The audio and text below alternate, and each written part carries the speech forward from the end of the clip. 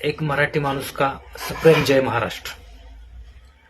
जब जब हिमालय पर संकट आता है तब तब एक सह्याद्री उठ खड़ा होकर हिमालय की मदद के लिए जाता है। हिमालय यानी उत्तर भारत और सह्याद्री यानी ये मराठी भूमि, महाराष्ट्र भूमि। मराठियों का, महाराष्ट्रियों का उत्तर भारत से एक अच्छा नाता है। हिंदी भाषा और मराठी भाषा सगी दो बहनें हैं।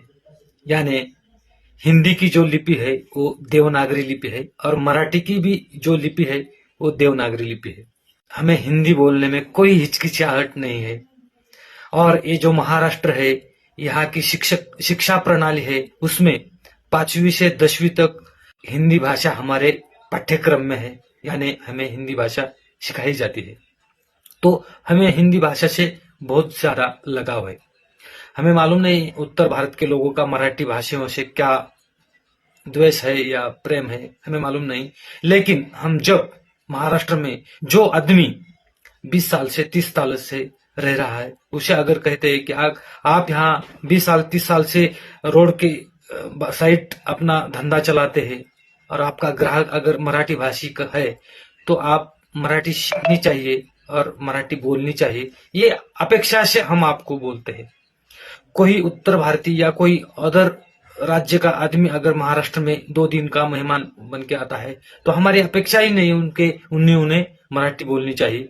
जो आदमी 2 दिन के लिए महाराष्ट्र का मेहमान बन के आता है, चाहे वो उत्तर भारत से हो चाहे वो दक्षिण भारत से हो, उनसे कोई अपेक्षा नहीं कि वो यहाँ की मराठी भाषा बोले।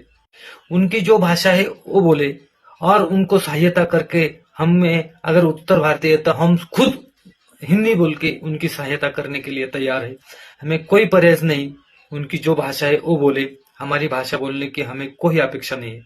लेकिन मैंने पहले जो बताया, जो आदमी यहाँ 30 साल से रह रहा है, रास्ते के साइड से अपना धंधा चला रहा है, बड़ी बड़ी बिल्डिंग बांध के अपना धंधा चलाता है और उसका ग्राहक यानी मराठी है, तो उसने मराठी भाषा सीखनी चाहिए, ये अपेक्षा हमारी रहे।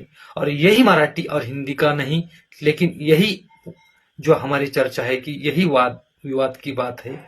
यानी उत्तर भारत से हमारा कोई द्वेष नहीं, हिंदी भाषा से हमारा कोई द्वेष नहीं है और किसी की भाषा से ही हमारा द्वेष नहीं। हमारी अपेक्षा क्या है ये उत्तर भारतीयों ने समझ लेना चाहिए, इतना ही हमारा अपेक्षा है।